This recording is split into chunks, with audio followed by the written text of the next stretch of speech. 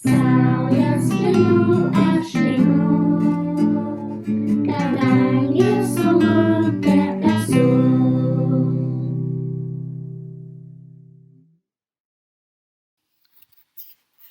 Sveiki gyvi.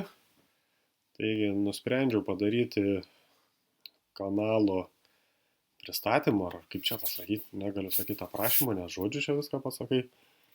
Truputį gal pakeitimą, nes galvoju, gal pakeisti reikėtų tą pobūdį, išplės truputėlį, kad nebūtų vien tik tais apie tą autonomiją, sakykime, žmogaus nevalgymą, o tiesiog, kad platesnė apimtų biški paletė įvairių temų, tai aišku, tai būtų ta ir minėta jau autonomija, nevalgymai, badavimai, kūno valymaisi, apskritai kūno kažkokios tai žmogaus galimybės, sąmoningumas, ir visi kiti galbūt tokie aktualūs ir man įdomus mano gyvenimo kelyje kažkokie tai dalykai, temos kažkokios tai.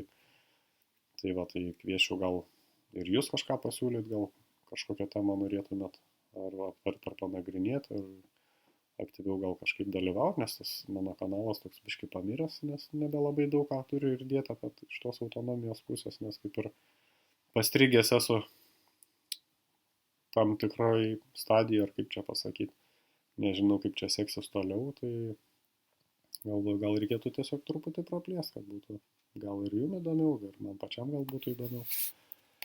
Tai tiek ir norėjau, tai va toks ir bus dabar praplėstas turinys ateityje bus kanalų.